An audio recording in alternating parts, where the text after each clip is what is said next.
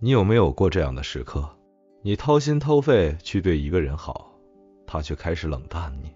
你主动沟通，主动协调，结果却被边缘化。你做了99%的努力，却始终换不到一句真诚的回应。你开始自我怀疑，是不是我太热情？是不是我太想被喜欢？你不是太粘人，只是没人告诉你，信任不是靠努力换来的，而是靠结构建立的。你没装对这套系统，自然越靠近越被推然。为什么你越热情，别人越逃避？很多人以为我只要真诚主动就能换来信任，所以你不断表现善意，不停主动维系关系。你总是在对方没开口前就先帮他解决问题，结果是什么？对方开始对你敷衍。你越努力，关系越僵，甚至让你变成了工具人或情绪垃圾桶。不是你不够好，而是你漏掉了这句话。安全感不是你拼命，而是对方觉得自己能控制。真正的信任不是你努力证明自己，而是他愿意放下对你设防。你越急着让对方信你，反而让他更怕你。那你可能会问，我已经那么真诚，那么主动，为什么还是被疏远？因为你不知道，信任不是靠情绪搭建的，而是靠一个3层结构系统。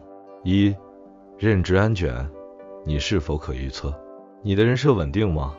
行为和话语一致吗？若你情绪反复，忽冷忽热，对方第一时间就会把你打进高风险类别。2、情绪安全，我是否能放松？你跟我说话，是在听我，还是在急着帮我？你是真关心，还是在隐藏控制感？有时候你越主动，越让人觉得你有目的，反而让人紧张。3、控制感，我有边界吗？你是在帮我，还是代替我决定？你的热情是不是正在吞噬我的空间？越界的好意，本质就是操控包装的糖衣。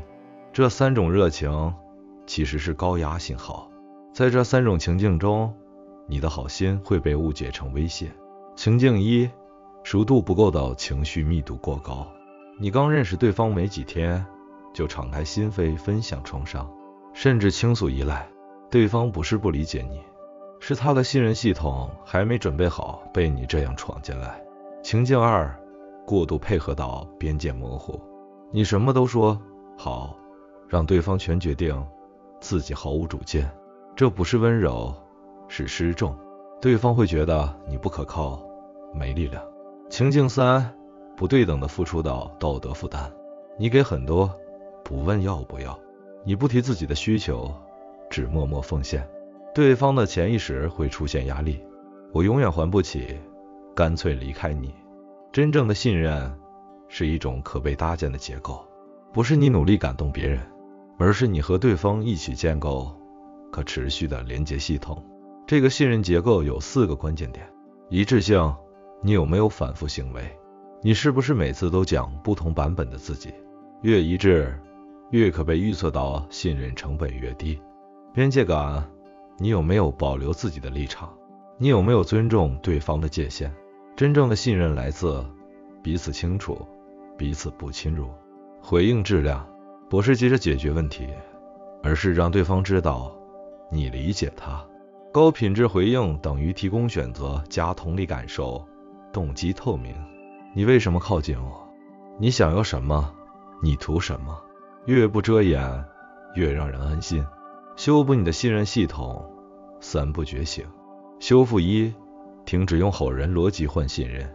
信任不是你对我好，我就会信你，尤其当你的好里带着操控、预期、道德诉求，对方会本能逃走。修复2，让对方拥有选择权，别再全包式付出。你越是尊重对方的选择、节奏和情绪，他越能卸下防备。修复3，与对方共同搭建信任结构，别再妄想你努力搭建，他就得接受。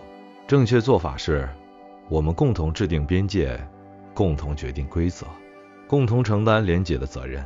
真正走得长远的关系，不靠感动，而靠共同运行的信任系统。所以，信任从来不是你拼命给，而是对方在你的系统里感觉到稳定、安全、可控。你靠感动，或许能赢得一时的好感，但想要建立一段走得远、撑得住压力的关系，靠的不是情绪，而是结构。可是你可能会问，我已经这么努力建构信任了，为什么还是带不动人？我给了方法，也陪着他走过低谷，甚至连信任与空间都给了，可他还是停在原地，甚至后退。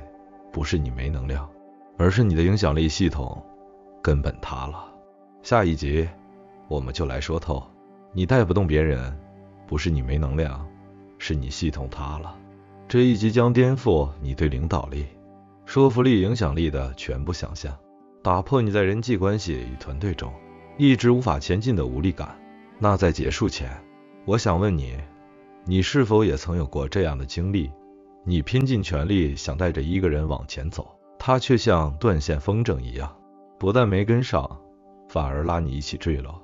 留言告诉我，你印象最深的一次带不动别人的经历是什么？我会亲自阅读，也可能在下一集挑出一则留言解析真实场景。如果这集内容对你有启发，请点个赞，让演算法知道它值得被更多人看见。留个言，让我知道你还在这里同行。订阅追踪我们，因为下一集会更炸。我们下集见。